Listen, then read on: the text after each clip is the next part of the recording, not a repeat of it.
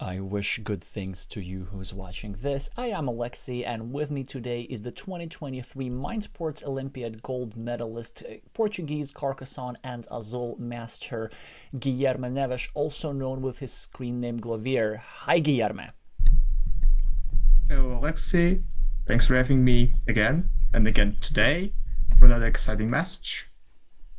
The match is certainly most exciting. I'm going to view this as our, well, I'm not sure which one of them is the main event of the day, but both are kind of equal for a variety of reasons. A reminder to all of our viewers that we are in round 4 of the 2025 World Team Carcassonne Online Championships, and in the group stage of the tournament, we're nearing the decisive events. In this case, we're going to find out whether Mexico is going to still have chances to qualify. So you can see the tournament situation. If you want to go more in detail, then actually at the end of the previous stream earlier today, Guillermo and I have talked in detail as to what team needs what kind of things to happen. But basically, if Ukraine wins today, they're in good standing to qualify, because even if they lose their final encounter against Lithuania next week, their tiebreaker is still going to be really, really good due to their previous results. If Ukraine loses today, still some chances, but then this blows the situation in the group right open.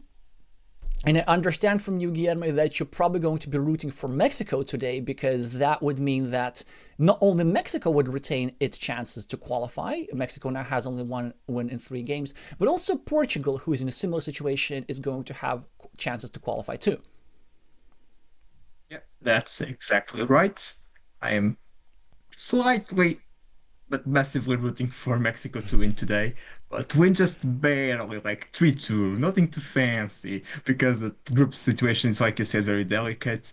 There is a possibility for a bunch of teams to be tied at the top, so the tie breaks are going to probably matter a lot in deciding the top 2 teams of Group C. So these are games with a lot of stakes involved for all the teams playing and also not playing in them. Exactly, yeah. And well, Guillermo, you are in luck, because even though, of course, Ukraine is the favorite against pretty much anybody in this championship. They are the team with 9 masters out of 10. It's something that's completely ridiculous. But they did lose a match against Thailand. And the lineups for today look actually pretty good for Team Mexico, because with the resources that they have, and I'm just going to open the lineups in a second, I think they could actually pull this off. So on table 1, Oscar Henny, who's in very hot shape right now. I'm not sure if they're the strongest player in Mexico, but sometimes looking at the games that they play, it sometimes seems so. They're going to be playing against who I think is the strongest player in Ukraine, Adrier. That's Kirill Manikov, the player with the highest peak rating in Ukraine, with 816, if I'm not mistaken. Also an important theorist for the game, somebody who has contributed to team training at all. And Kirill over here is going to be favorite, but if anybody can take him down, it is Oscar, especially because Oscar's style is much more versatile than other players from Team Mexico. So I feel like there's not going to be a clash of styles, because most of the players in Team Mexico, with the exception of Daniel Ayala, maybe, like very open Carcassonne with not too many blocked features, big field fights and stuff like this. This is exactly up the alley of the Ukrainians, with the difference that I think Ukrainians have just more tactical knowledge and theoretical knowledge and tactical precision and all that good stuff. But Oscar could impose his more unpredictable style on Kirilo today, and that may be how they could do it on table 1. On table 5, also, the Mexican captain, Complex VNH, that's Elias Moichan, has all the chances in the world against the Ukrainian master Basiluk, a former world championship participant, the individual world championship participant in 2023. On table 4, a complete toss-up between Marco Rivas and Smile Hyphen. So Manarori against Smile Hyphen. Both evenly rated players. I'd say Manarori might be even a slight favorite, but the reason why Guillermo and I were just discussing before, the reason why we're probably not going to watch that duel is because both players are incredibly fast, and it's going to finish in like 15 minutes. Table 3 is going to be an absolute banger. between the champion of the United States of 2022, Daniel Ayala, against the champion of Ukraine of 2024, I believe, Zaharik, with his screen name Sergei Zaharenko, or vice versa, the Ukrainian captain. And here I would say that Sergei is a massive, massive favorite, because I feel like he's one of the most underrated Ukrainian players, because obviously everybody knows that he's managing Carcassonne GG, that he does a lot of organizational stuff and organizing the Champions League, but I think that's why his player strength is very often overlooked. He has really picked up a lot of theoretical knowledge and is willing to deliver. Now, on table 2 between Vapula and Tanya, Tanya is going to be the slight favorite in my view, simply due to her higher peak rating overall. But again, it's not going to be such a massive, massive favorite. And in fact, Tanya did lose the decisive duel against, I forgot which was the tie player. Was that Gano 7?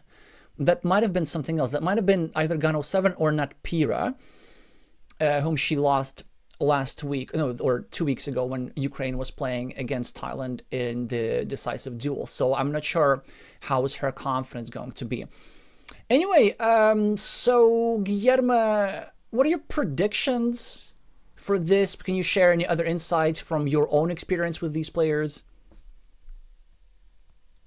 Like you said, Ukraine is most likely the favorite to win. They have such a fantastic roster, but like you also said, the matchup seems somewhat doable for Mexico.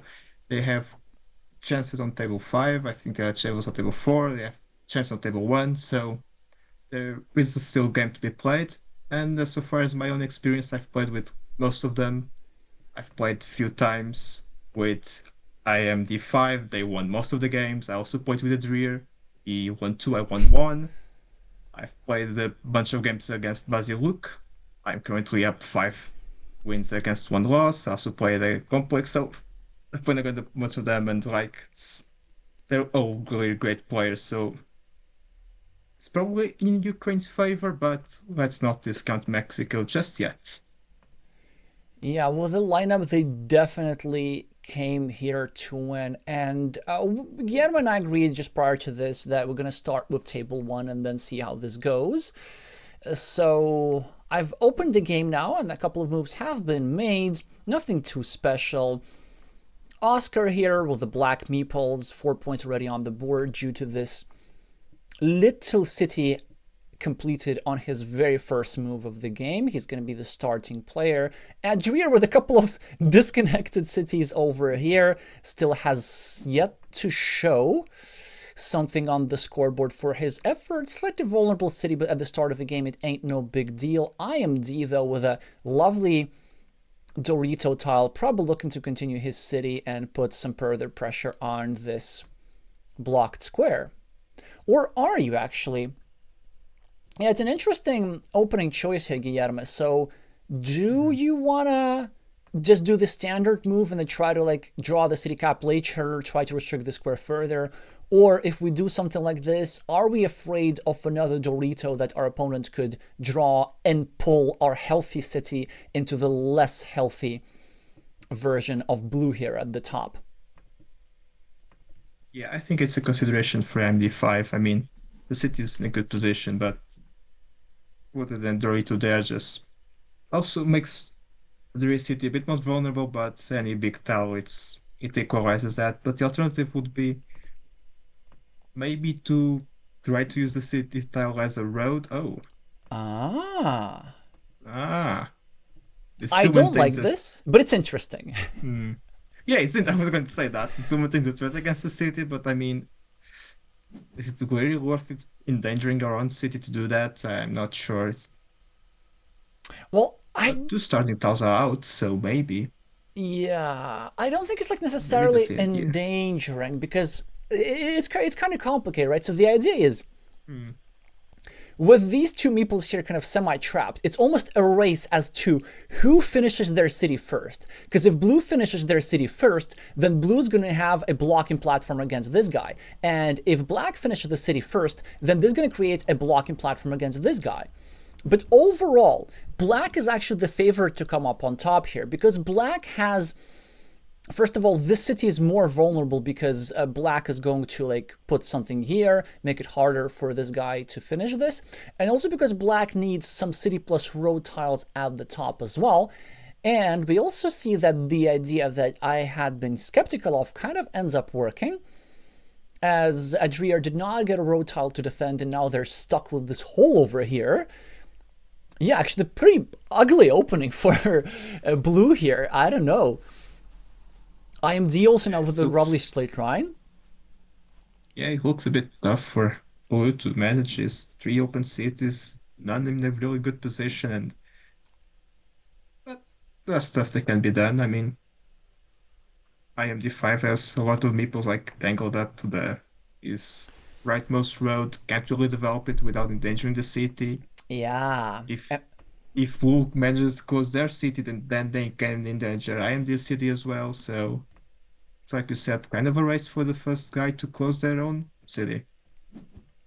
And that's why sort of IMD proceeds with the plan. He now makes it much harder for Adriar Mhm. to find a tile here. And this is like very nice actually recognition of that fact of so he's very cognizant of the concept of quality of squares, because look at this, now only 3 tiles fit over here, but here we have 2, 4, 7 different city caps that fit over here, in addition to some other city plus road tiles. So 2 starting tiles, 2 roses, 3 left-handed daggers. So IMD is around a 75% favorite, if I remember the probability calculators correctly, to actually get out this city before Adriar does anything. And the cool part about this is that because this road here is owned by IMD, Adriar can't productively endanger the city any further. So, for example, if Adriar chooses to go here and creates a blocking platform, well, he can't because he will be adding a point to this black meeple. So that is certainly a bit unfortunate. And both players have now exchanged some more meaningful moves. Now, Adriar's city at the bottom is also quite endangered. This city at the top is also still endangered. However, since black is choosing not to block, Adriar can actually try and go here and protect that city and create a reasonable chance of getting a couple of Doritos and running away with a 20-pointer. But he chooses not to do that. He chooses to create a different threat in a different part of the board, which also makes a lot of sense. IMD finishes the city with the best of tile possible, getting 2 extra points, endangering Adriar's city even more, endangering his road in the process, but ever so slightly. Adriar gets a straight line. He cannot defend, he can only defend indirectly, and IMD now not able to place this trial over here, so at least Kirillo bought himself some time. He also bought himself this monastery from the deck a few moves earlier, so these 6 points are certainly going to help a little bit. But overall, still, tough position for Kirillo. Probably gotta kiss this meeple goodbye and try to develop something over here, especially with this meeple at the top, really waiting for some sort of road Dorito to try and turn this piece of junk into something that can become a real threat. And IMD with an amazing move just to prevent that. Even though he doesn't necessarily block this fully, he now makes sure that Adriar is going to need to draw both the remaining starting tiles, so back-to-back sequence of 2 identical tiles just to continue his city, not even giving him a guarantee to complete it. But Adriar, though, gets bailed out by the deck just as his city was about to get blocked. He finishes the 6 points with one of the 2 remaining daggers, and now Oscar is going to have some suffering because he's now trying to play against this road. Adriar now gets a crossroads, which I assume is going to be used over here, and I'm a bit afraid. I'm a bit like, why hasn't he gone over here? It's Of the oh, no, no, come on, man. Do I not know something? maybe he wants to entangle the city and the road somewhere, like with a cow tile or a Dorito. But how many daggers are left? Oh, there's only one right dagger, so maybe that's the idea. Just try to entangle the city and the road to the same kind of dagger. Yeah, But it but doesn't then work out. Yeah, I mean, that's the only justification I see. and also like because see if you don't use this, like this tile over here was just so perfect, it would also have Yeah. kept the board a bit tighter in a situation where you have a bit of a meeple disadvantage, because if you finish now with the curve, now this field is a bit more open, you're a bit less likely to win this because your meeples are tangled as blue. And the most important part, we would be still quite severely restricting our opponent's city because of so many city plus road tiles have gone out. That would be so annoying. And look at this, IMD now with a starting tile. He's now going to annoy Adrier's meeple quite a lot if he chooses to do so. Because here comes the importance of threats. Normally, IMD would in a heartbeat go over here. Well, he does, but not in a heartbeat. Also drops a farmer just in case. But just a legit move was to go here and try to play against this meeple. He still chooses to grab points of his own, restricting this meeple to only 2 tiles remaining. And now Adrier with, I was going to say a 7-point monastery, but he seems to be chickening out and wanting this 5-point monastery in the process. And the 5-point monastery is fine, but the 7-point monastery is much better. It doesn't matter that it's a bit vulnerable. We really need those points. And all blue needs to consolidate is just to get really 1 point here. Just one road. I'm also seeing that Black is attempting to go to the field because he probably sees that with the Eroded Monastery right next to Adria's monastery, it just expands the field fully, gives him a bunch of points, gives him the road meeple back. So I think that's IMD's plan, just to make a loss of field right in the middle of the board. Yeah. Play against the monasteries, block some meeples, and then just run away with 12, mostly expanding. Oh, speaking of the There we devil. go. Yeah, but that was all a setup. Of course, the timing is super fortunate, but that was a great spatial idea here by Oscar. And Adrier now needs to fight, and he does. But it's going to be a little bit difficult because he's going to be a bit short on meeples. But a brilliant move by Adrier earlier before with this here triple city, severely delaying the development of IMD city, given the fact that only 4 tiles are remaining into this square. And even if they're drawn soon enough, then Adrier can always do something like this, block the city even further, or if push comes to shove, go over here and reinvade this city in the future. So this city on the right is not even a threat at all. And in the meantime, it was actually also posing some troubles for this black meeple over here. Well, now not a problem anymore as black successfully connects to the field. A curvy tile used by Adrier to consolidate his most precious monastery, and still the scoreboard lead. We're doing just fine now.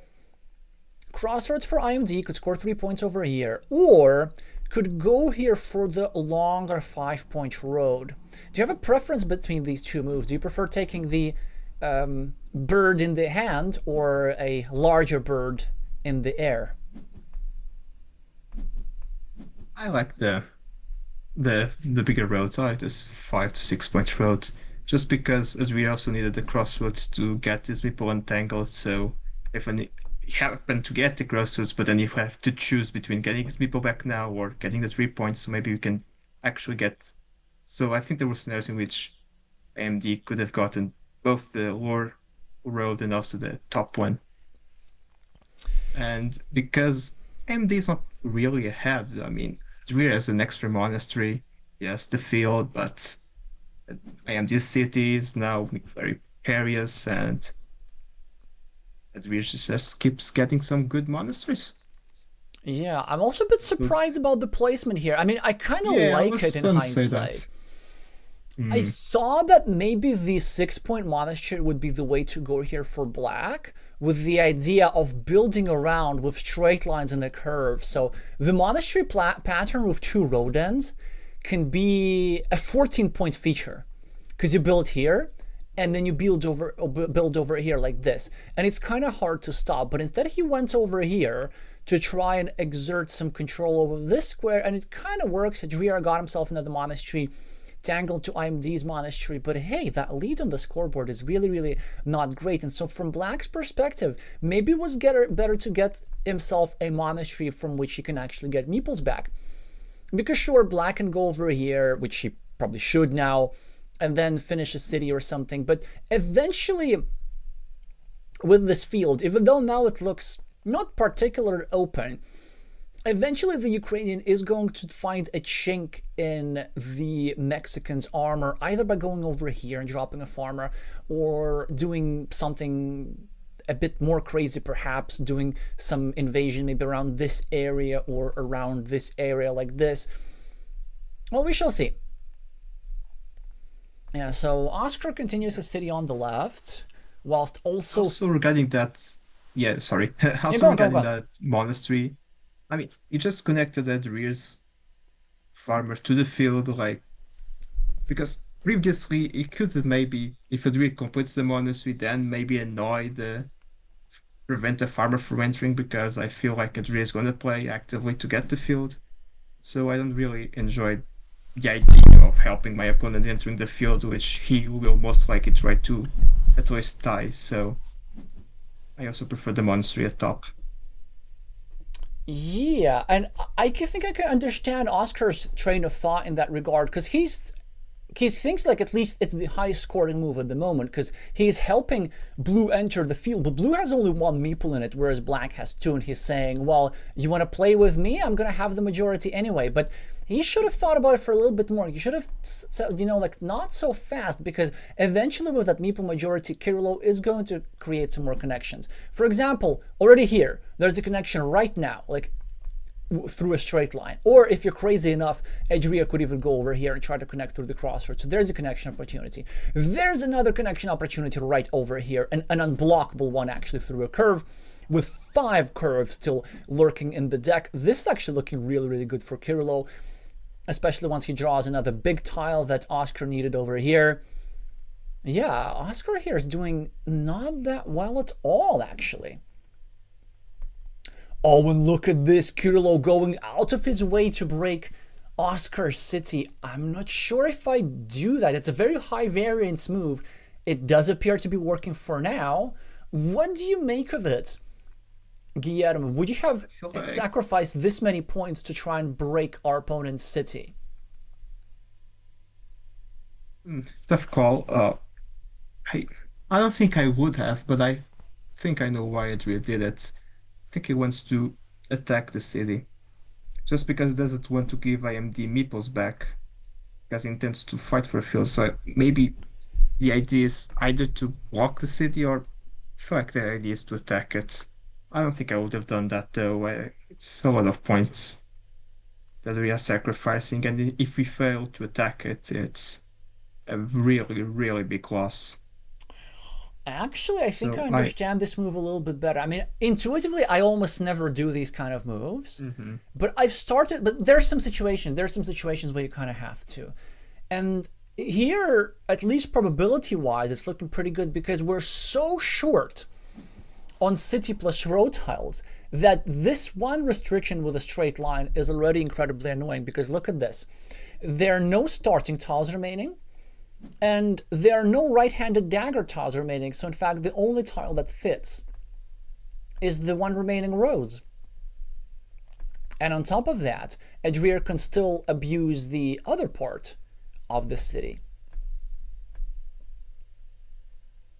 Yeah. And now that's a good idea.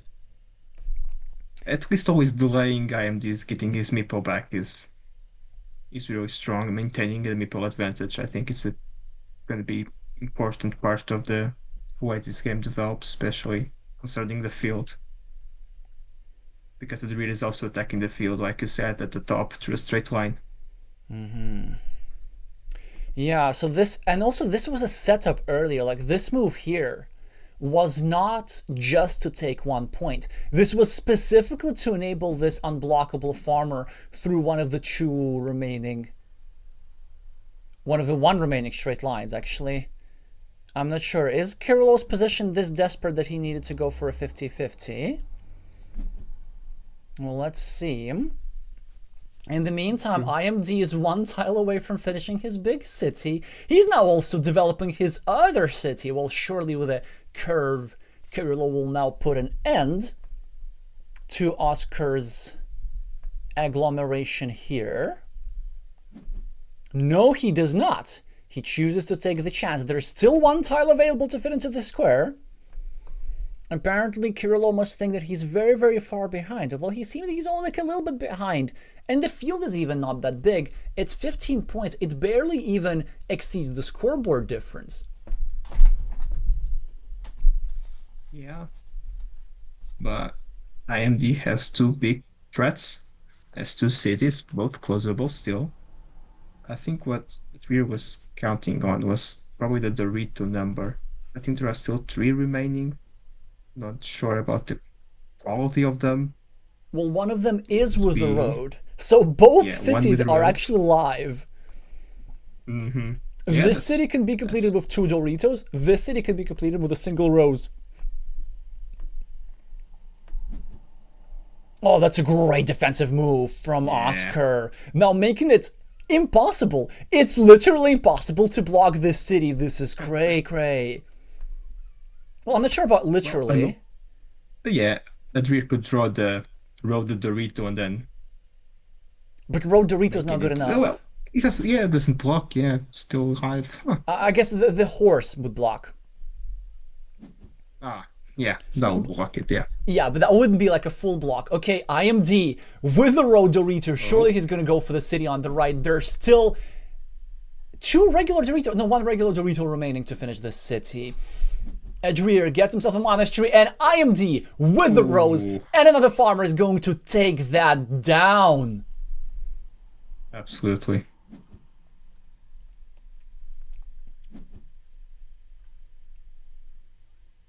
I think there is still a curve to connect to the big field.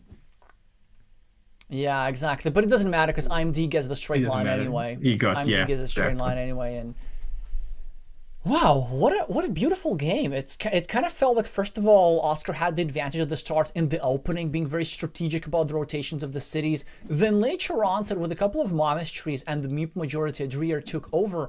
But then these city threats were just a little bit too much.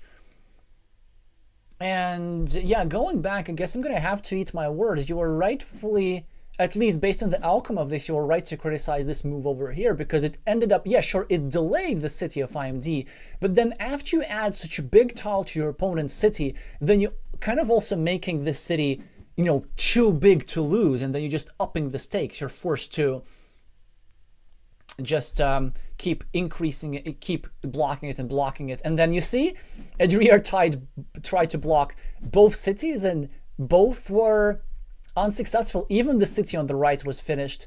This field turned out to be in Black's control for 21 points. Yeah. And just as it seemed that Kirillov started doing well, it is Oscar who's going to take the first game with like a 30-point difference or something, or even more.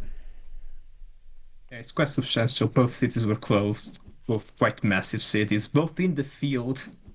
Yeah, but then also, like, it wasn't that unlikely. There were really just 2 key tiles to be drawn. Yeah. The rose for one, and the road Dorito for another. So it's even like it's slightly over than 20% for this to happen. So you should expect this once in a while. 35 points is the difference, but an immensely exciting game so far. The score is not reflective for how close it was, and they already in their second. Adrier, now the starting player, will certainly is going to help him a little bit. The curve is going to point upwards, of course. Hi Ian, hi Napalm. IMD again with the first city of the game for 4 points, restricting the road a little bit. Adrier starting a new city, and this is a very neat way of starting a city because in this position, if Black were to draw any of the city plus road tiles, or city road, then he'd be forced to continue Adrier's feature. Well, it didn't happen, but this straight line, honestly, this curvy move seems to be a bit too cute to my taste. Now IMD is probably gonna end up in a losing mini battle. Adrier can just go here. Yeah, exactly, great move here from Kirillov. He's now planning, he's going to block his own city just for the sake of blocking IMD's road, and he's going to develop a big ruin. So that's a hugely important move here for the Ukrainian. He can also go here, start a new city like this. But he does not do that. He chooses to do this a little bit later, keeping the position flexible. Because you see, if Oscar defends, then Adrier can always go here instead and try to complete this city. But so Oscar is saying, I'm just going to get 2 monasteries instead. I'm just going to bully you.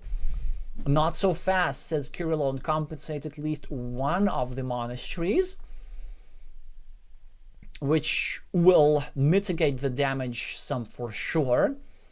And Dorito tile now for IMD, and not an obvious place to use it. Simply chooses to start a new city in a rather vulnerable place. I might have actually left that Dorito open for a second, because it is being controlled by our monastery in any case. Yeah, because this type of stuff might happen. Not to worry though, because IMD could get bailed out of that situation pretty easily. Still 2 straight lines to go in that square, although I question some IMD's choices. Like with this move, I would have preferred consolidating this square first and then dealing with the other square later, because this here is a very annoying tile to deal with. Like normally you want to put a simple curve here. Adrier also getting all his objectives, continuing this road, blocking the square. He's now going to develop a big ruin over here. IMD with a scoreboard lead, but blue with not a bad position at all. Yeah, but still, IMD has the 2 stacked monasteries. The road situation, yeah, like you said, that we managed to clog up that square, so within the winning mini battle, 3-2 currently, but we're gonna expand more. But and the top ones kind of mimics the bottom situation, but the rear can expand his roads, whereas IMD cannot expand his roads at the bottom, so. But I mean, 2 monasteries, and they are stacked, and it really doesn't have any screamingly big feature currently, so. Yeah, well, he has the meeples long term. Like he's gonna get this one back and this one back, and these monasteries are stuck here for at least a while. And I think Kirillov can do something. The one thing which doesn't look good for Ukrainian players is the 12 points on IMD's scoreboard. One thing that I don't like about IMD's a few moves, he seems to be really negligent about the square. Well, not anymore, so it's almost as if he's listening. But from Kirillov's perspective, it was absolutely possible to do something nasty over here. Not anymore. Also, fantastic tile for Kirillov to finish his 4-point road and also to continue his ruin indirectly. Now, a quadruple tile city tile would absolutely be yummy, yummy, yummy. Adrier with a city tile and a road end, and this is actually a very sneaky road end because there's this here pattern that's possible. So this road is trying to build all the way around here, mark my words, and it's also much easier to accomplish than it might seem. I mean, IMD could put a stop to it by going over here, but it's not necessarily in IMD's interest, because IMD could get an extender, get a Dorito, and then threaten the completion of his city. So I love this standoff here situation. It's actually not clear as to which side wants to block this square.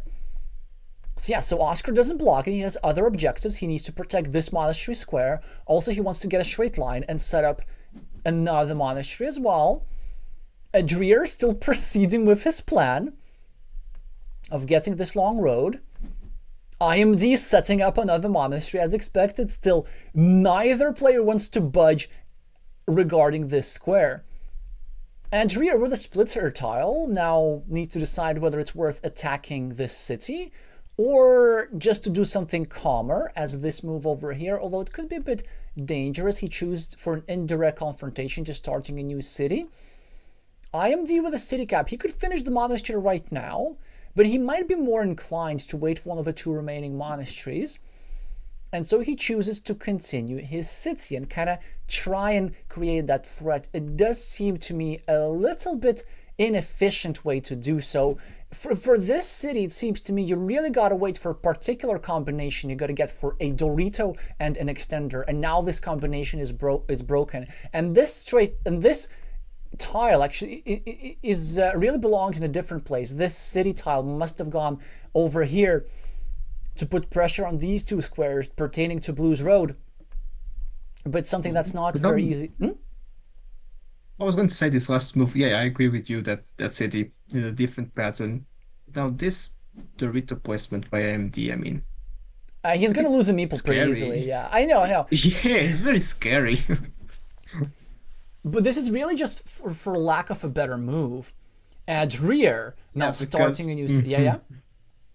yeah. Yeah, because like you said, he killed off this pretty pattern at the top city with a Dorito plus an extender, or Dorito plus a cow. So he was forced to do Yeah, something else, and the something else is not as good. and this move appears to be like the first mistake of the game. Now, it's of course it's a master level mistake. It's a subtle mistake, like the city building pattern, but a mistake nonetheless. So we can see the cost immediately. In the meantime, Adria equalizes on the scoreboard, pretty much finishing an 8-point city in 2 moves, dropping the first farmer of the game. He's now ahead on meeples. He's not going to make the mistake of losing the farm again. IMD with a curve needs to make a decision. Do we go here and equalizing the farm, waiting for maybe a straight line to finish this?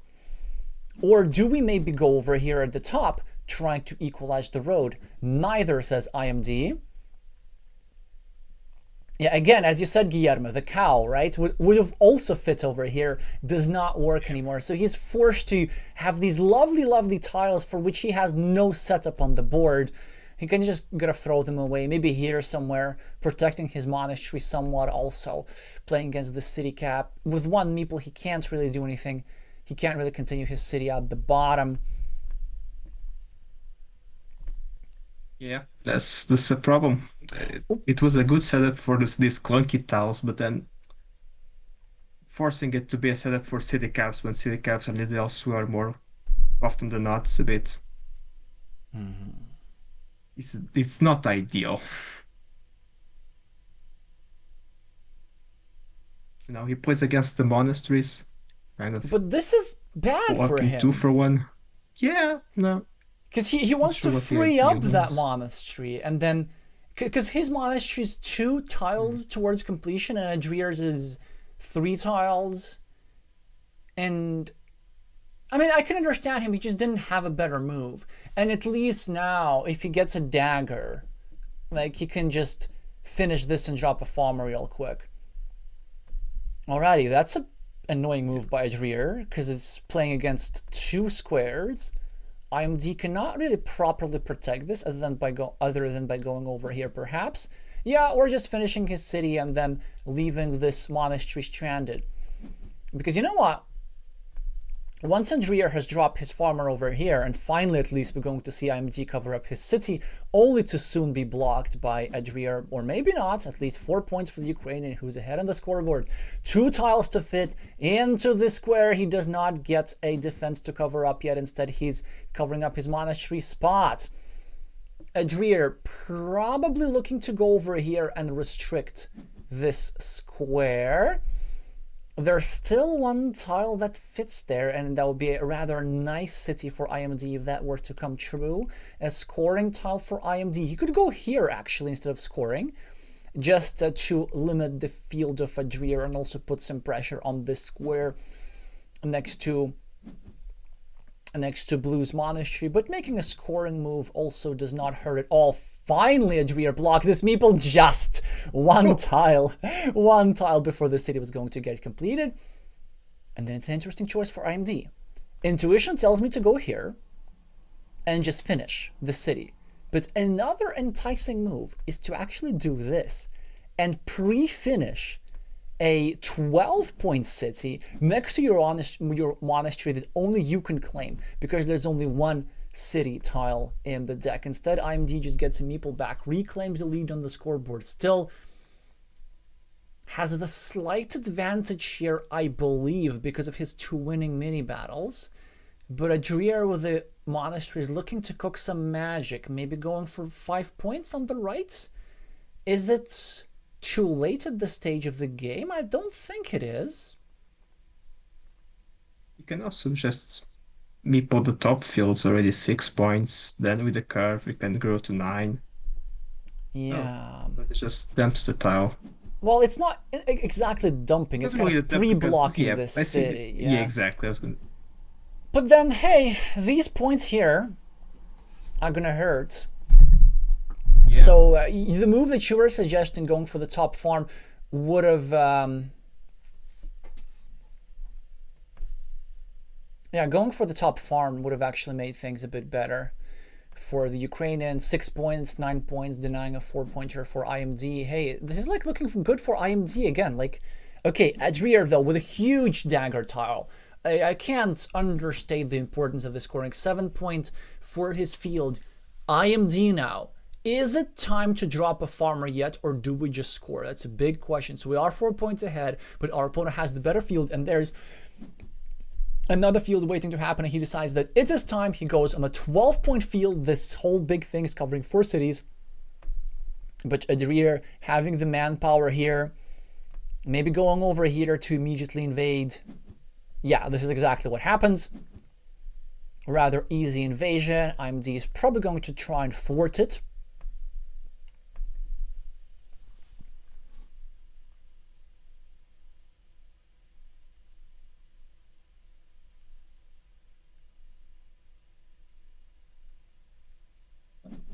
It's, And it's a, oh, I was going to say the point scoring would be probably quite tight at this point. I haven't not been counting, but oh, the 12-point field was a 9-point field. it's incredibly tight because like the 9-point field of Adrier sort of equals IMD's monastery, and then Adrier has a winning mini battle in this area right from the get-go that we talked about. But then IMD has the scoreboard lead, so IMD should have the slight advantage. But Adrier now is going to score.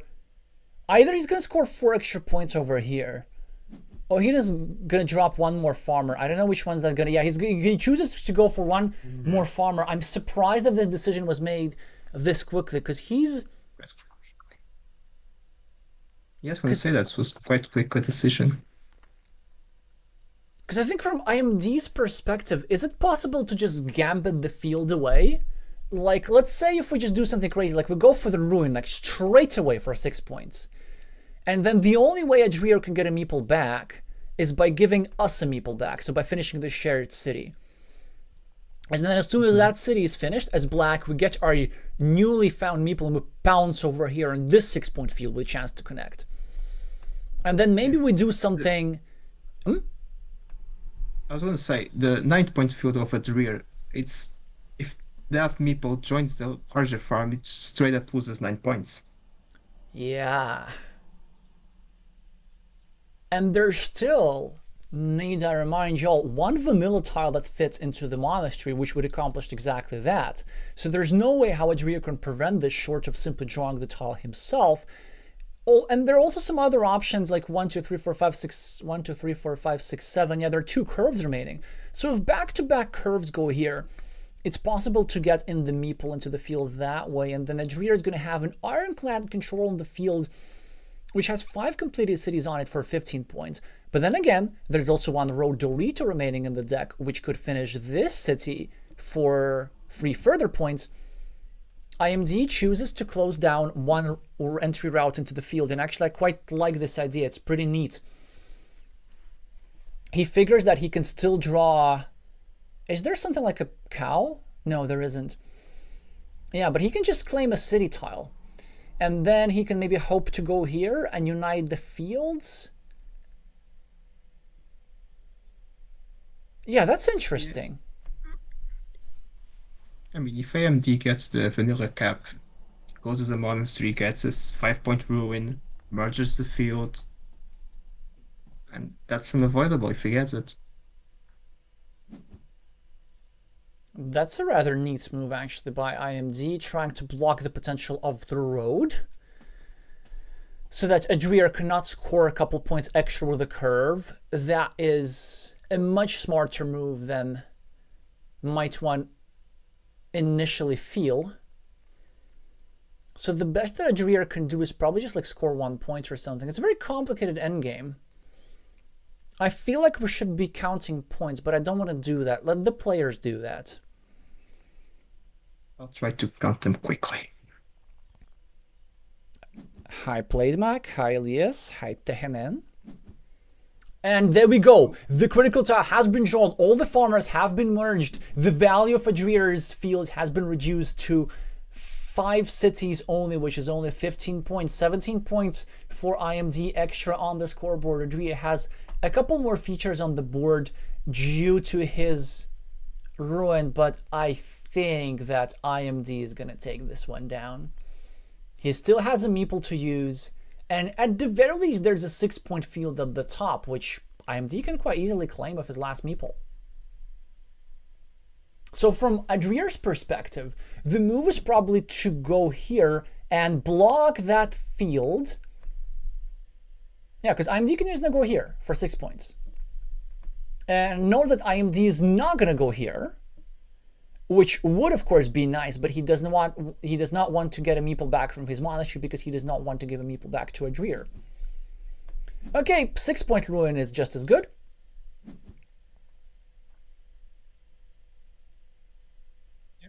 I think that vanilla cap does it. I think IMD wins.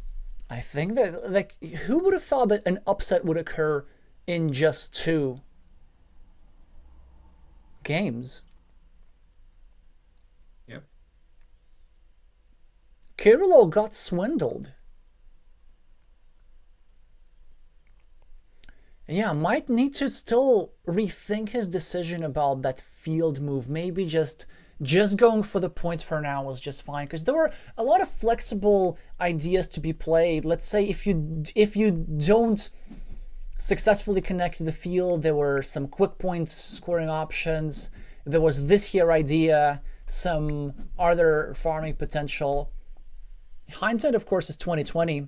GGS is saying IMD5, who will be putting Mexico much closer to victory in this match. Yeah. Well done by IMD. Yeah, well, it's a very deep move in that position, and especially, I think the patience with his monastery is something that paid off. You know, having this setup for finishing the monastery with another monastery, just kind of waiting for a long time, certainly helped him. And 10 points is the victory. Basically the vanilla. Yeah, because the vanilla was a 10-point move in its own right, right? Exactly.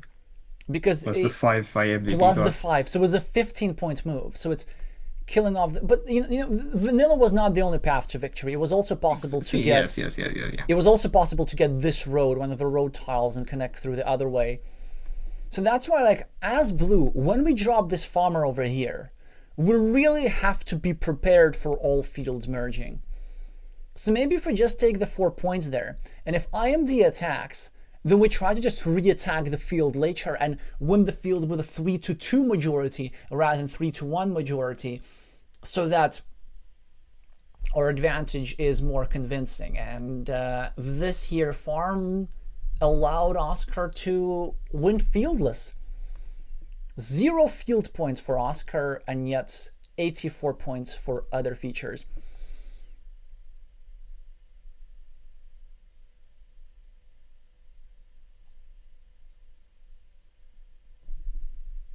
Alrighty. Whom do you want to watch next?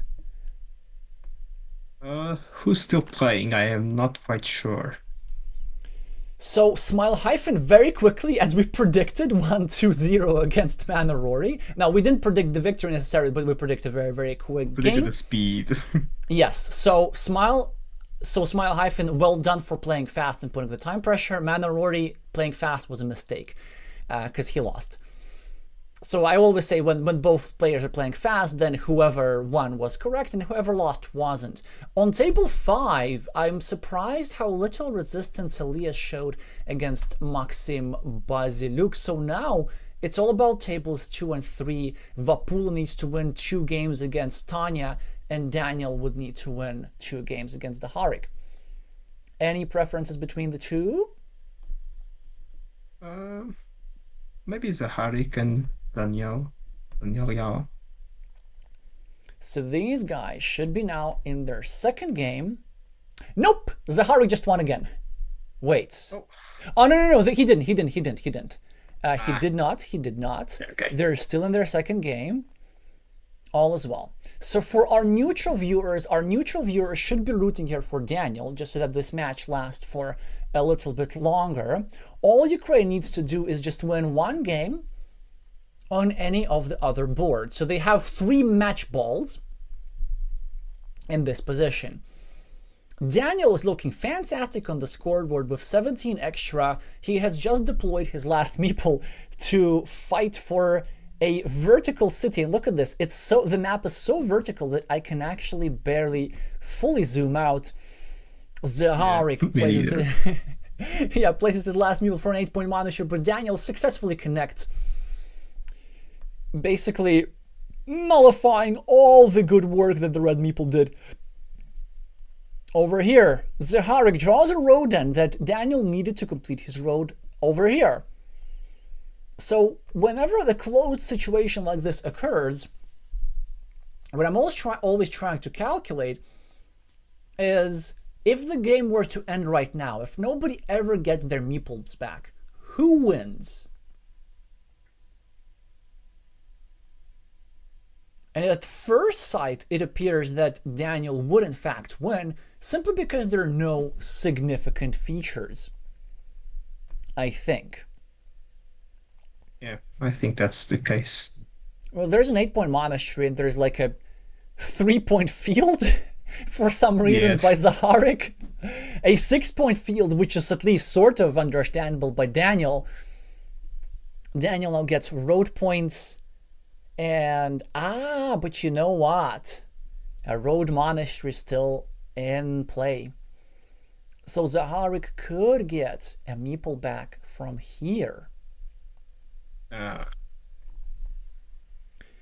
I'm also trying to figure out, there's also a dagger actually. So Zaharik could get a meeple back from here.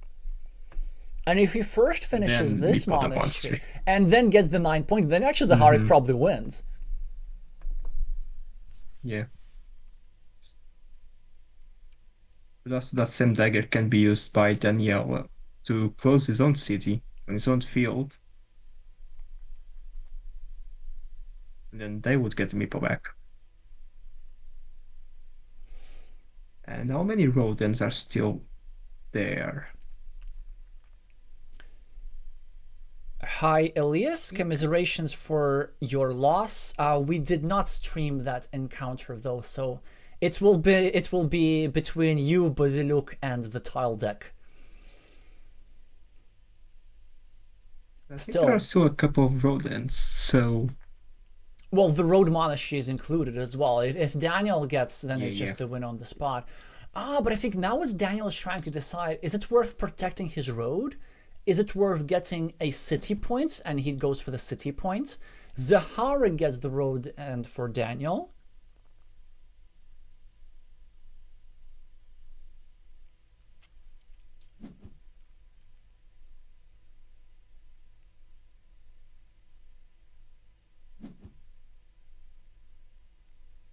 Okay, Zaharik with the dagger. Tum tum tum tum. This also was the last dagger for Daniel to recover this meeple, but Daniel is going to finish his road. Both sides are getting meeple back, and now action is about to happen. Zaharik only 8 points behind, which is 1 point fewer than what this monastery here would give him. So there's still an absolute chance for Ukraine to take the match right now. Well, Daniel scores pretty well from his road as well, 15 points ahead on the scoreboard. Zaharik's road is going to score 6 upon completion. Quick point tile for Zaharik, probably going to get 3 on the right. There's really nothing much to do except that.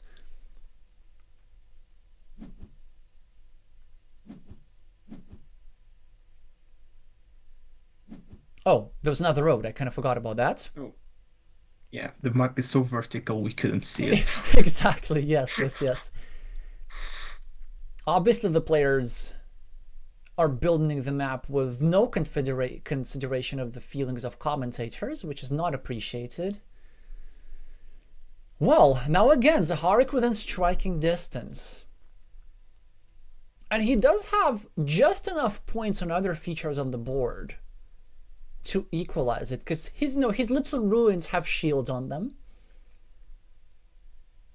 But he would also, you know what? As Daniel, is it crazy to do something like this, to go here and anticipate that road monastery with a farmer? Then of course Zaharik can get the road monastery for this square. But at the very least, he's not going to get his road meeple back. I don't know.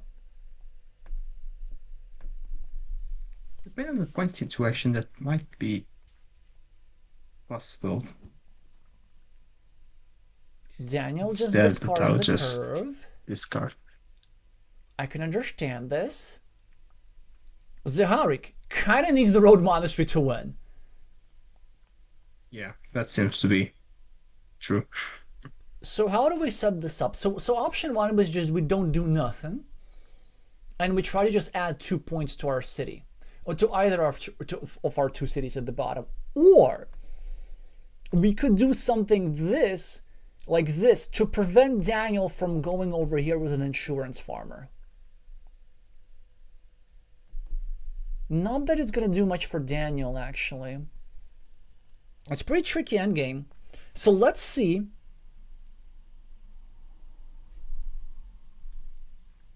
if we can try and solve this endgame faster than the Ukrainian captain.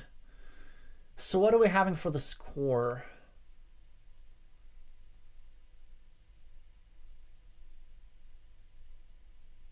Actually, I get complete equality on the board if we don't count fields.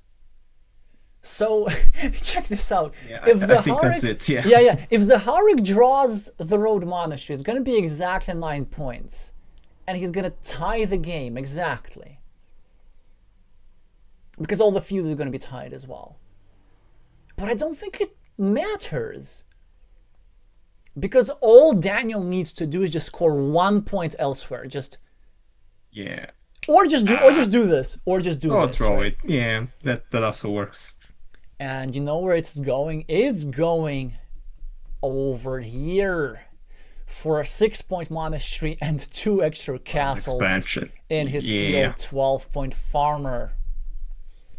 Daniel keeping the hopes of Mexicans alive in this one. And with that, the hopes of the Portuguese players as well.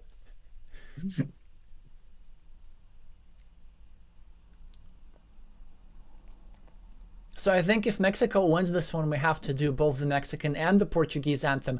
Oh, Zaharik taking over the city at the bottom. Not that it's going to be enough, but hey, nice idea. Yeah.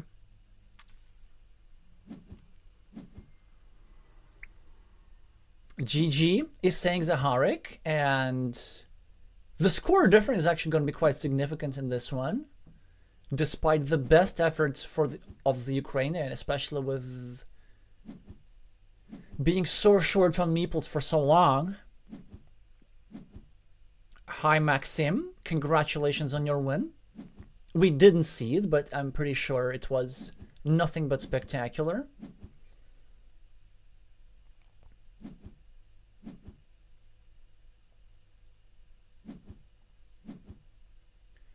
So even without the farms, Daniel is going to be slightly ahead. 16 points is the difference. Mexico is alive, at least for now. I am purposely trying to not look at the scoreboard for some other duels that happened. Keep the tension.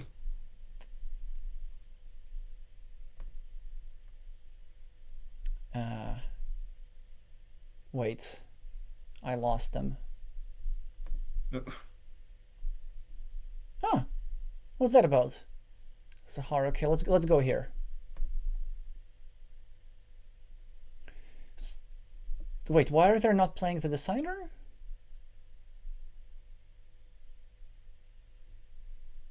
Oh, maybe they just haven't joined the game yet. Yeah, maybe they're taking a short break. Well, nothing yet has been decided. Do you want to have a brief look at Vapula? Sure, yeah.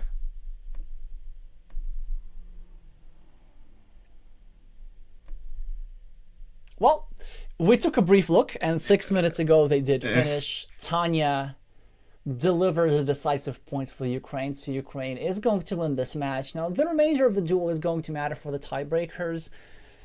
And with that, I think Mexico is officially out of contention, but there's still the tiebreaker is going to matter for the overall position in the championship. The overall position in the championship will be determined their seeding for next year, so there's still something left to fight for every team until the end. But it's going to be us waiting for Daniel regardless. yeah, they have started the game.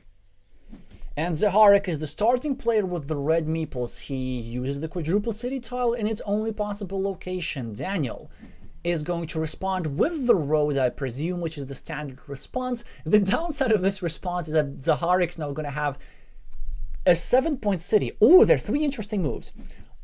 And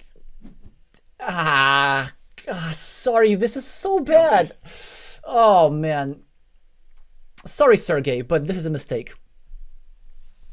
So it's not bad necessarily. It's just with such a beautiful tile like this, there's so many other more exciting options.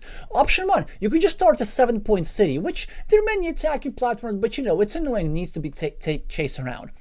Option two, the content option, was to go over here and just build a city with two meeples. But option three, which I think was by far the best, was to turn this tile the other way and use this big city to control Daniel Liala's teeny tiny road, kind of something that Edreer did to IMD5 in their last games from a few minutes ago. Yeah, there were quite a lot of options, and this one seemed to be, yeah. Which one was your preferable one? The self-invasion or the mini battle? I like the mini battle. I personally like the mini battle.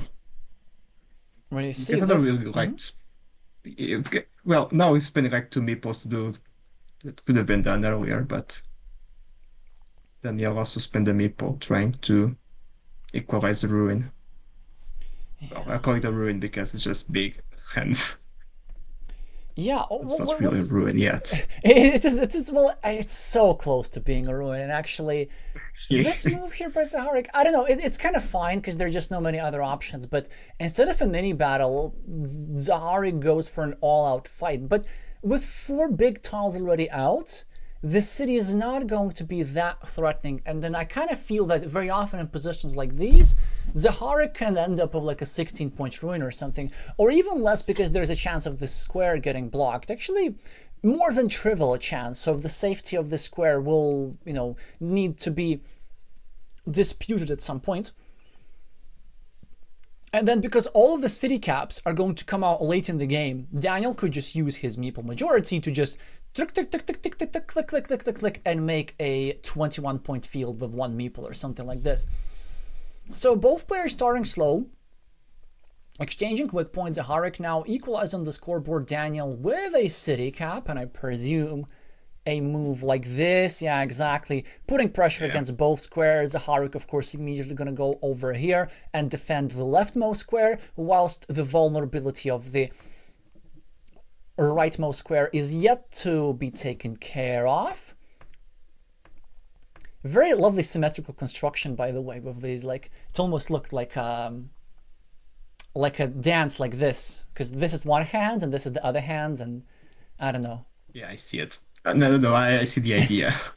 It's a pair of people dancing, or one people just. I'm thinking of one person doing whatever this dance move is. Yeah.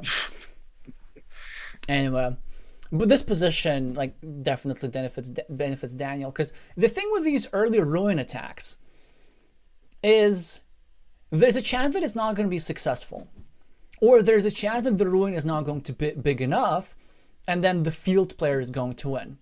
But if the ruin is going to be big enough and if everything's going to be successful, then Daniel is still going to have a chance to start fighting for the ruin once he realizes that it is actually important. So yeah, I easily prefer blue in this position, especially after the completion of that city. That's kind of the problem with big ruins. You want them big, but if they are big, they're probably attackable.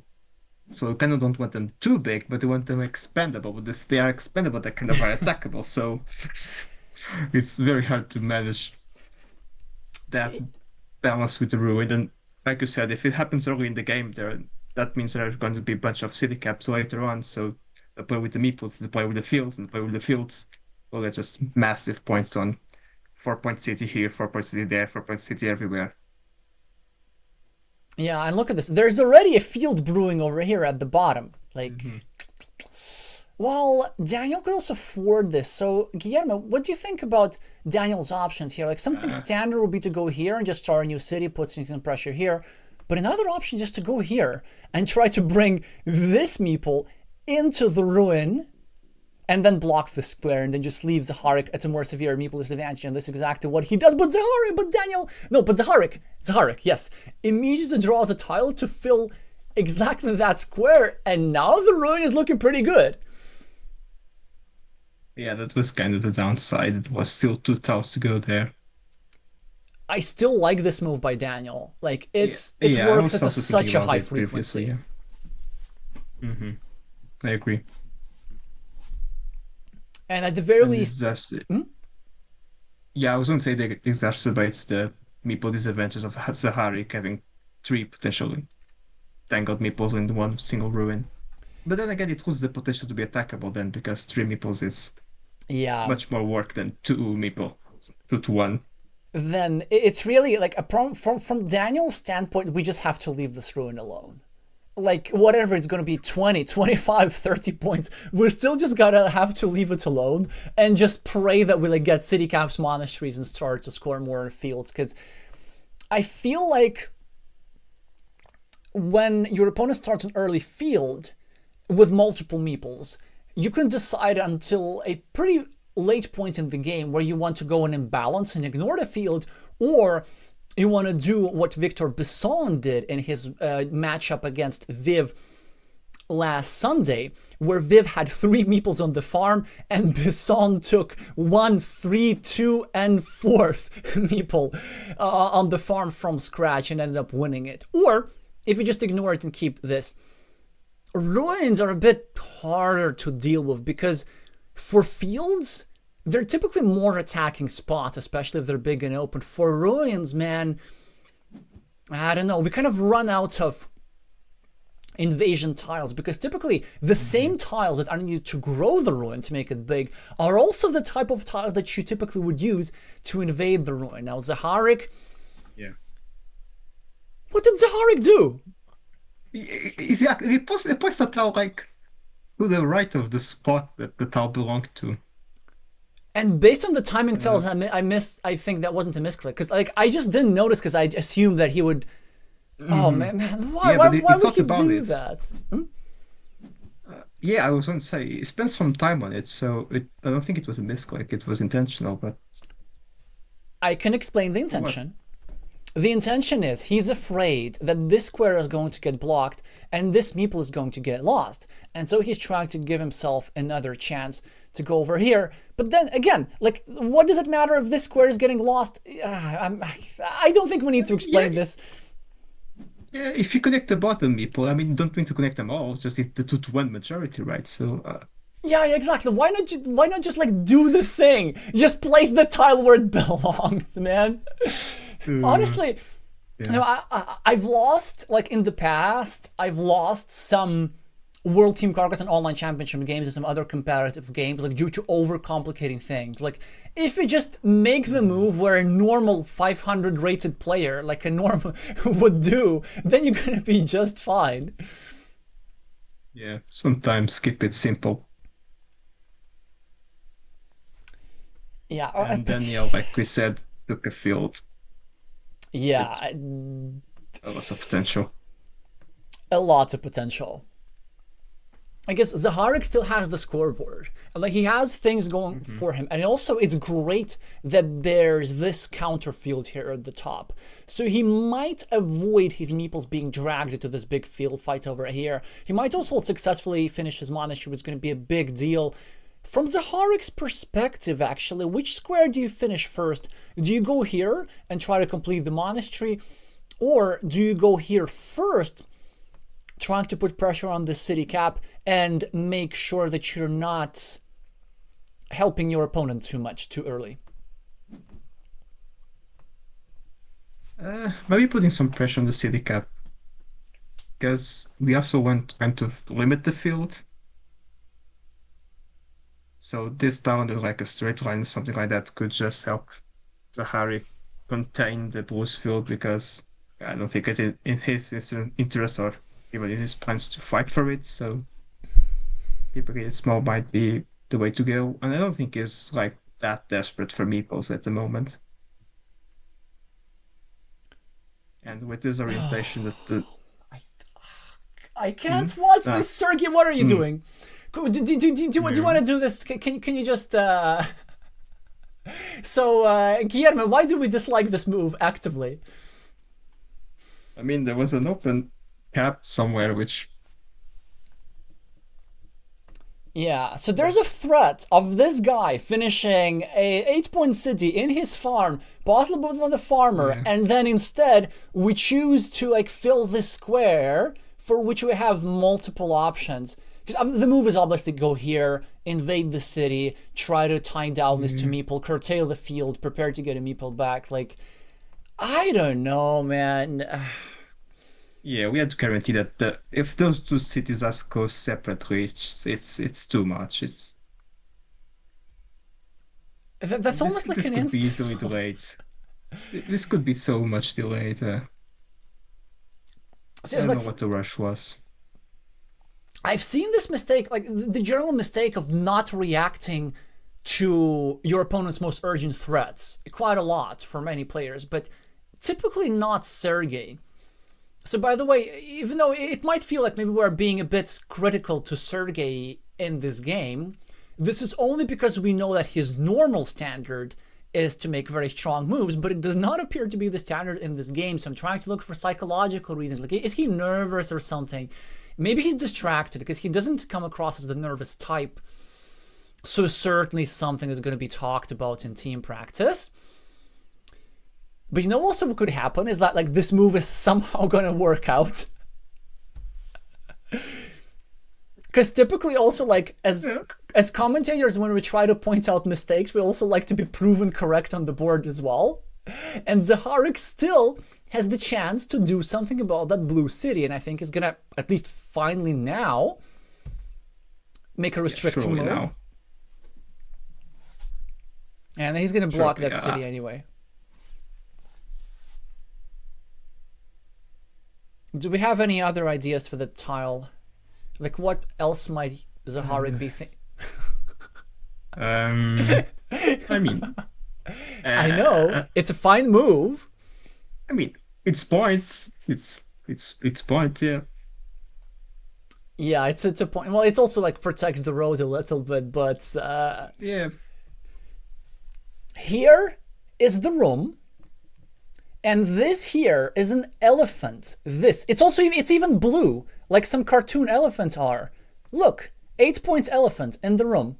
Just wanted to point that out. Nobody seems to care. Well, Daniel cares. Well, yeah. Daniel probably cares about it. He cares about it so It much. goes so much. Yeah, that he sacrifices 2 points just to not allow Zaharik to block. Maybe this will remind the Ukrainian that, hey, there is something important going on. Okay, that's it. Daniel finishes the city. He's ahead on the scoreboard. He's ahead of me, but has the better field. Zaharik's still going to have the ruin, so it's not going to like be an automatic win for Daniel, but an important strategic objective for the Mexican has been accomplished. Zaharik's still ahead on the scoreboard, though. Yeah, and I thought it's 9 points for the time being. Probably expands to 12, but then The ruin is quite big. I mean, Well, the ruin is still it's gonna be. attackable. Because you see, here's the shtick, right? It is. Imagine Yeah. if a triple city is drawn by Zaharik, or by Daniel, or whatever, is drawn by Zaharik, but Zaharik doesn't place it here. Then suddenly, this meeple cannot connect, and the ruin is fair game. And guess who has all the meeples in the world to try and use this attacking platform? Or even this attacking platform if you absolutely have to. Conversely, Yeah. I was gonna say, yeah, exactly that. The ruin is far from being secure for Saharik. Daniel is now also exhibiting some creativity, I think, unnecessarily. Although he might have some ideas. I would have definitely preferred just a scoring move there. Okay, straight line for Daniel. Surely he's going to... Actually, I'm not sure what he's going to do what. He might add a monastery point to himself. Also restricting Zaharik's better monastery. Looks like a solid move. He might want to do this, yeah, trying to attack something over here, but Zaharik can just rather easily defend. It's also a very interesting idea by Zaharik. He will kind of end up with a big ruin and this 1 point meeple just for like very ghost-like insurance. Here comes a defense. Daniel draws the 6th curves of the game. Not many options to play. Maybe, yeah, sure. We might as well start spending our meeples on fields. I really want to do something about this square though. Yeah, the monastery square, right? Yes. Well, maybe The problem is something. there are still problem with the crossroads. There are still 3 crossroads remaining, so that's not that good, is it? Yeah, but like there's still gonna be something remaining, you know. Yeah. No, that's true. Something's going to be in the deck. And also, you're still gonna gain stuff because, like, if you're first of all you're gaining a point, it ain't nothing. Then you're making your field a little bit more secure. Then, if you force your opponent to use a crossroads over here, they can't use a crossroads over here, so they end up scoring 1 point less. Daniel now with a crossroads is probably going to score here or here. Yeah, look at Zaharik. Zaharik actually managed to cover up his... And I think we're saying ruin prematurely because it's still a city technically. It can be completed. It can legit be completed.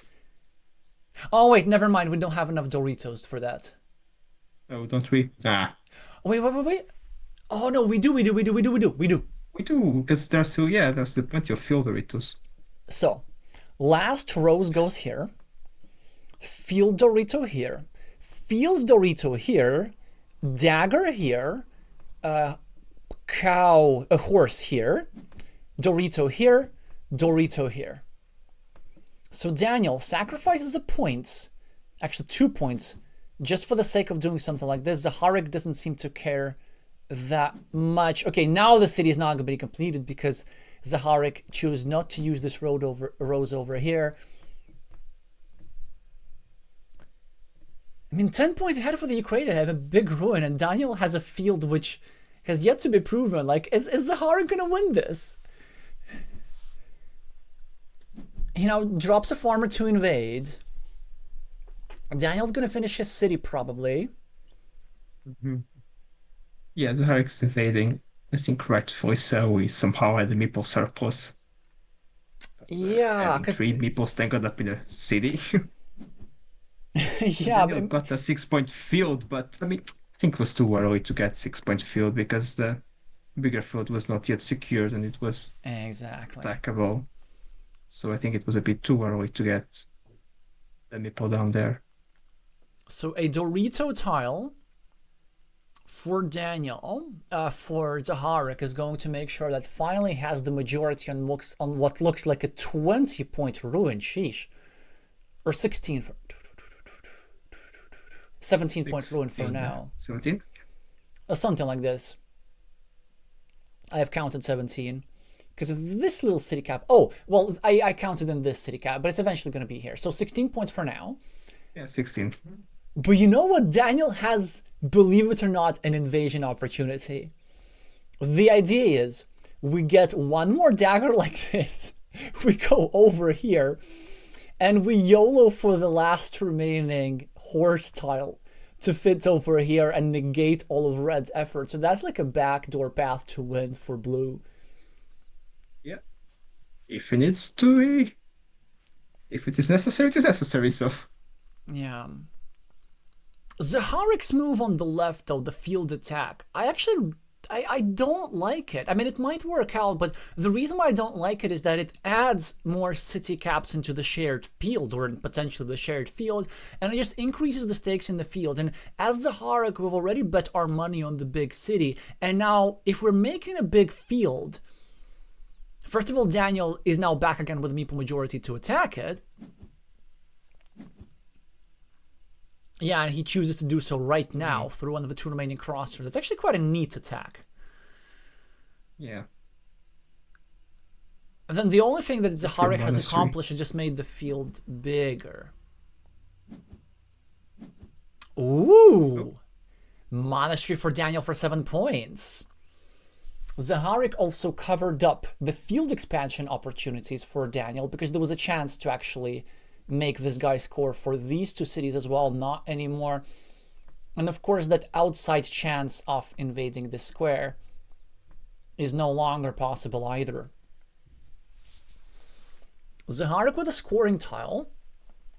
So the question is, do we use a monastery as a monastery, or do we just score 3 points for a road? He goes for the 3 points. He chooses 3 points. It does make sense to me because there are some other opportunities for scoring. And look at this, Daniel gets himself the majority on the field again. And what that tells you, Zaharik just ended up adding city caps into that field. The field is still 12 points. So Zaharik's ruin still scores more. But Zaharik also added 2 extra caps to the field. Mm-hmm. So that's a problem. And they're still, both of them are still scoreable. Yeah, without Splitter, I mean, you could have started the field somewhere else, right? I think so, yes, theoretically. For example, here, yeah, that was an option. Or here is not an option because this was already restricted. Or honestly, he could have just, yeah. But again, it wasn't like a very, very bad move. It's just something that's quite unlikely to work. And at least, man, Daniel building up his monastery to 8 points and still has a genuine chance of completing the monastery. Honestly, it's going to be like one of the most beautiful monasteries I've seen in a while. It's quite nicely packed up there in this tiny corner. It's all completable. Zaharik is still ahead on the scoreboard, though. So how do you deal with that? How do you deal with the situation here? Because like now, the field is 15 points, which scores just as much as the ruin, except that Daniel has the extra monastery and the extra field. Yeah, Zaharik's asset is his one lone meeple, and it looks like he's going to need to attack the field. And it looks like one good unblockable 50-50 attacking spot is on the right, through this here square, through the last remaining road Dorito. Or he could go here trying to pretend that he's trying to block Daniel's monastery, whilst actually he's looking for another straight line to drop a farmer like this and invade here. Oh, Zaharik goes for the big guns. He goes to the invasion straight away. Honestly, respectable. It is quite likely to work. Yeah. Daniel can counter immediately by dropping a farmer here, but the question is, should he? Or should he try to wait for a crossroads and cut this off meeple entirely? Or should he just go here and hope for 1, 2, 3, 4, 5, 6... no straight lines remaining. So that's why it was such a smart decision by Zaharik. Because the only blocking tile is really the last remaining crossroads. There aren't even giraffes next to put here. Yeah, that's man. true. It's just a crossroads. Like, you have to give credit to the Ukrainian captain's board vision here. Yeah, and Daniel goes for the farmer. Yeah, yeah. But actually, this is not something that Daniel loves doing, because now his last meeple is in peril. And Zaharik, actually, if he wants, he can drop one more farmer over here. And try to connect through the central square through this crossword. It's not a good move, but do it. Do it. Do it. Oh, come. Oh, okay. Yeah, that's a good move from Daniel, I think. Okay. I was actually, no. I would have preferred the block from Daniel. Maybe, I'm not sure. The block did give us a Hurricane meeple, though. Yeah, that's true. That's true. But my concern is that he can equalize now. That now this field here is a bit more open, and also that we gave back a 5-point road to Zaharik if he gets another curve. And there's one more of those remaining. And so the chance for Zaharik is like to get a curve and then maybe to drop a farmer here. But he would need to get a curve like right now, which he didn't. Instead, he is probably going to make some sort of blocking move at the top. Still great spatial vision by both players, with the invasion over here, with the re-invasion at the bottom. Yeah, but now let's mention it, the block, I think it was a bit better. Well, the last curve back, is drawn by Daniel. Anyway.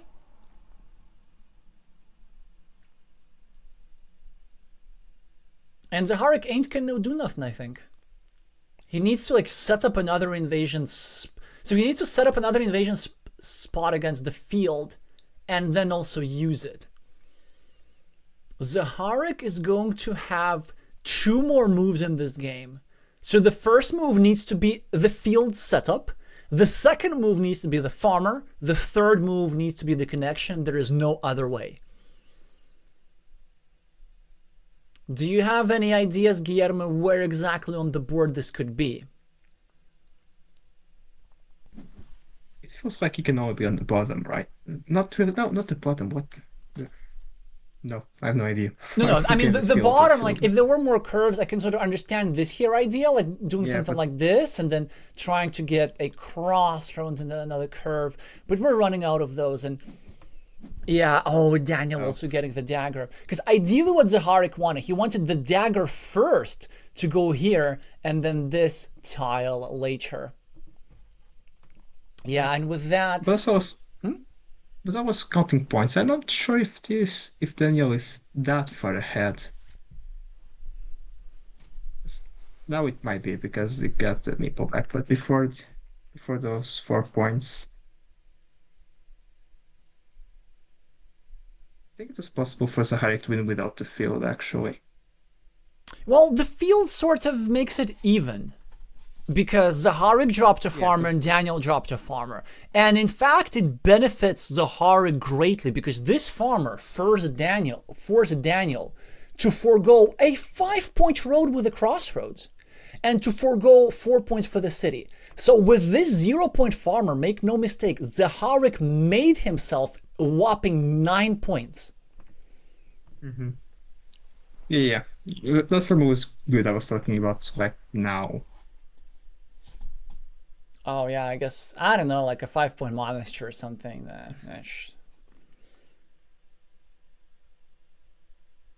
Yeah, and then the Ruin is going to score... the Ruin's going to score the same as the field, actually, but... obviously the scoreboard lead belongs to Daniel, and Daniel gets the 6-point field as well. Zaharik with a 1-pointer there. And Zaharik should win by how much exactly? Around 6, something like this? Oh, sorry, Daniel should win by around 6.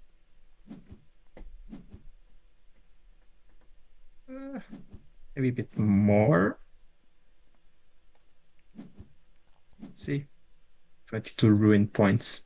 That's lovely. Yeah, but more farmers. More farmers for Daniel. 6 points it is. Yeah. And just to rub it in, do you know exactly where these 6 points came from? Do you know exactly where these 6 points came from? They came from a generous donation by Zaharik, who so kindly added these two cities with this move to Daniel's field. So, Mexicans, you should be very grateful to the Ukrainian captain. Daniel could not have done this without your help. Now, I'm being that checks out.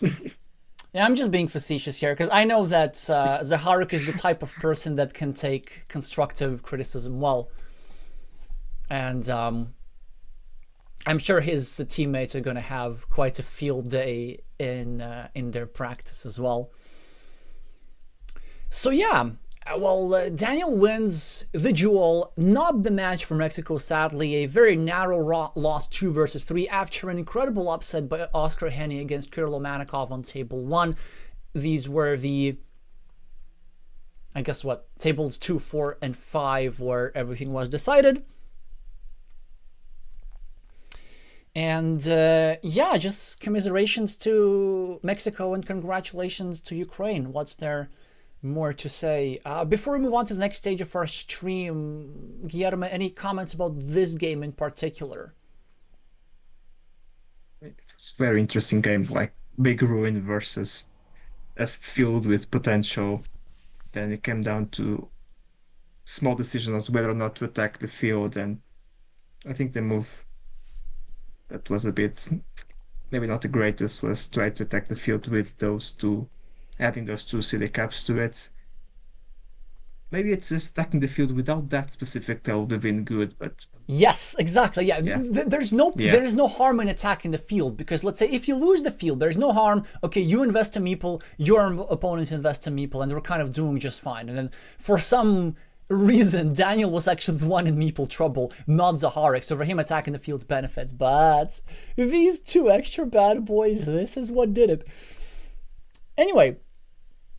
But also, like, it's not that it was without challenges. Some excellent board vision. So this was a great farmer from blue. This was a great farmer from red. This was a great counter farmer from blue. It's just a really, really high-level encounter throughout, really. Alrighty, before we do any tournaments table speculation, the important part of the stream, congratulations to Ukraine who won. So all rise for the national anthem of Ukraine.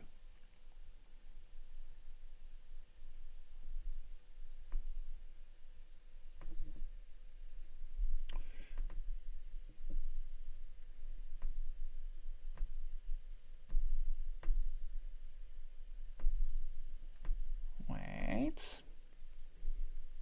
Ah, there it is. Let me just double check it. Yeah, there we go.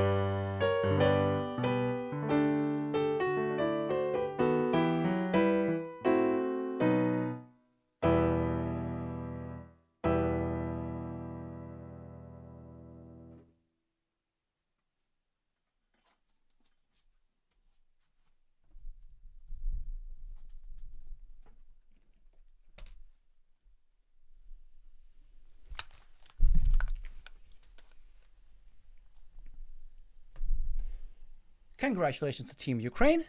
Now it's time Congratulations. to... So let's do tournament table speculations. Let's see what this does for Team Ukraine, Team Mexico, and Team Portugal. So we're back to Group C here. So let's see. So Thailand is in 4 out of 3. Oh, sorry, 3 out of 4. That would be a bit too much because they lost to Romania earlier today. And Romania is also in 3 out of 4. And Ukraine is also in 3 out of 4. And it looks like it's really largely between these 3 teams so far. Okay, so let's say... So Mexico lost, unfortunately for them. They're now 1 out of 4. Yeah, and even the win in the last match cannot do it for them. So sadly, the last encounter, what's Mexico-Lithuania, I think, is that the one that's left. No, not Mexico-Lithuania. That already happened. It's Mexico-Thailand. Mexico-Thailand. Yeah, that's going to be the last match of Team Mexico in this championship. Portugal is in 4 out of 2. No, wait. Portugal 3 out of 1. Let's not gift you the win against Lithuania just yet. So Portugal playing against Lithuania, obviously going to be streaming that match as well. But let's assume if Portugal were to win against Lithuania, that's 4-2. Then if Portugal were to win against Romania, that's 4-3. Romania would obviously then lose and make their tiebreaker worse. And then what? If Ukraine loses against Lithuania, and if Thailand loses against Mexico, then there's going to be 4 teams with 3 victories out of 5. So is that your plan, Guillermo? And then to kind of eke it by with tiebreakers? Yes, that's the only way. Yeah, and actually I think there is a path. There is a path for Portugal. It's a very narrow one, but it exists. Well, it's not necessarily like that narrow because there's one other way. So even if Thailand is going to win, and even if Ukraine is going to win again, then if you just win against Romania, you're going to be 3rd in the group. If you win against Lithuania and Romania. So everything is in your control. And then if you win even with a rather narrow result in both cases, then your tiebreaker is still going to be better than Romania's. So you can become 3rd place in the group. It's only a question is 3rd place in Group C is going to be enough to qualify? And that we don't know. Yeah. So exactly, we kind of have to hope that the 3rd place teams in Group A and Group B, and in the other groups as well, just don't do that well. So I guess that's the plan. Yeah, that's basically 2 routes. Either win very big or narrow win and sneak in the 3rd place, and then maybe the 3rd place is enough. But for that, I'll have to read the rules more in depth. And then conversely, Mexico is going to be rooting against Portugal, because if Portugal loses to Lithuania and then loses against Romania, and then Mexico wins their last match against Thailand, then Mexico is going to at least preserve their 4th place in the group that's going to lead to higher standings in the championship, keep Portugal in 5th place, and then Mexico is going to get themselves into a better position for next year's group tournament as well. So there's a bit of something for them to hope as well. I think all is fair, although you were rooting for Mexico today, and this is how they're going to repay you, but this is how convoluted tournament situations are like. That's fair enough. We are rooting for Mexico, but really we're rooting for ourselves, so it's pretty fair that they do the same. Yeah, so that is the plan. And then after this, yeah, let's just start wrapping up, because tomorrow, of course, there's just a gigantic stream. I don't even want to go through all the matches, but basically there are going to be 2 mega streams. One, the 3 morning matches are going to happen between 9:30 UTC and 14:30 UTC. Then I'm going to have a 90-minute break. Then after that, the evening stream is going to happen between 1600 UTC and 29:30 UTC. So let's see how this goes, but I've signed up for 9 hours of broadcasting tomorrow, lordy. So hope you're all here, and try with your helpful comments support me in this endeavor, and hopefully enjoy some good Carcassonne content. This time is going to be with a different special guest, a mystery one, somebody who hasn't been on this channel before, so try and guess who that is or whatever. Oh, hi Sergey, congratulations on the win of your team. What else? Yeah, I guess that's gonna be it. So just make sure to, of course, like the meeple the like button and subscribe for more competitive Carcassonne content like this. And yes, Sergey, but the anthem was recorded, so don't worry about this. Yeah. Yep. Thank you so much for being here with us, Guillermo. Yep. Thank you for the invite. So it's a pleasure to be here. And thank you all so much for watching, and I'm gonna see you soon. Bye.